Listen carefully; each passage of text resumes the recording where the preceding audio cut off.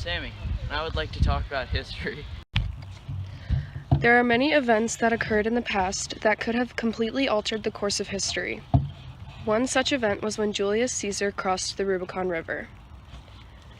Ancient Rome was a republic, and it was run by a representative body known as the Senate. The Senate was led by two consuls who were chosen by Roman citizens. These two elected consuls then chose other consuls to be a part of the Senate. Eventually, the Roman Republic began to collapse due to money problems, heavy taxes, and corruption among the consuls. When the Republic began to collapse, a Roman governor, Julius Caesar, decided that he wanted to take over the Roman government and replace it with an empire. To do this, Caesar purposely did something that he knew would be perceived as an act of war.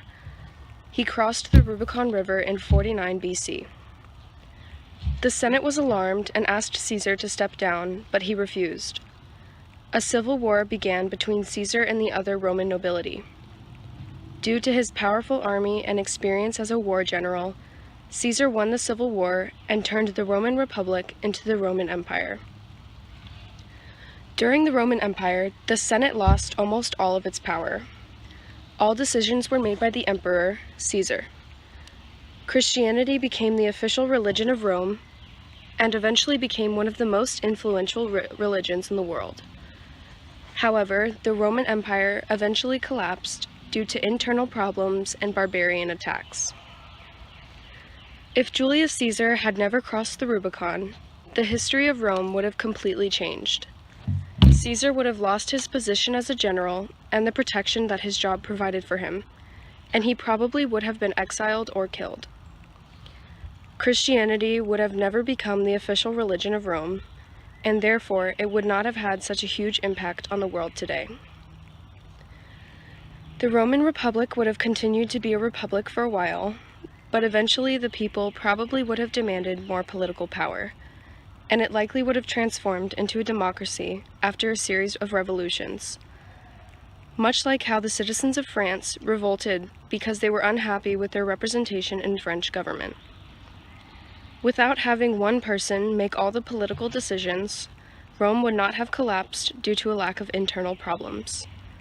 It would have continued to thrive, but it would have been eventually taken over by the Mongols.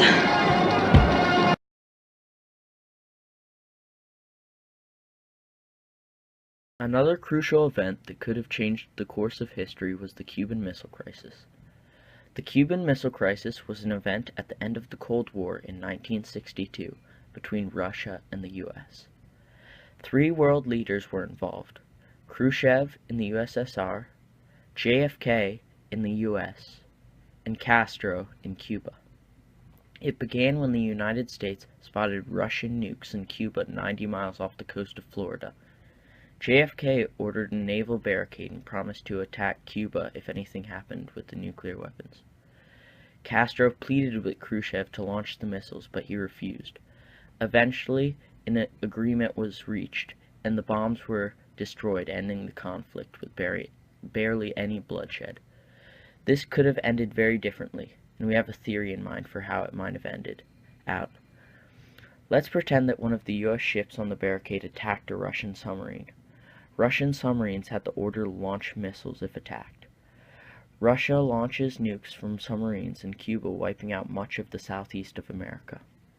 No other countries intervened due to the fear of total annihilation, which was on many people's minds at that time due to the Cold War.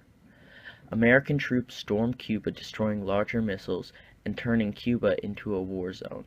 This would happen because the U.S. was planning to attack if anything happened. Russia uses the time that the U.S. is incapacitated to become the only world power, much like Europe losing its power and influence after World War II. This change causes many developing countries to adopt communism, furthering Russia's increased influence.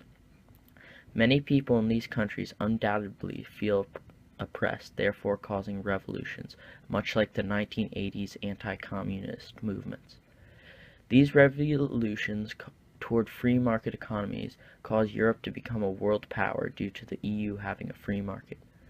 The U.S. is left badly damaged and never fully recovers, much like Nagasaki and Hiroshima after nuclear bombs. Europe and Russia eventually compete similarly to the Cold War until an internal struggle in Russia ends communism, leaving Europe as the dominant power present day.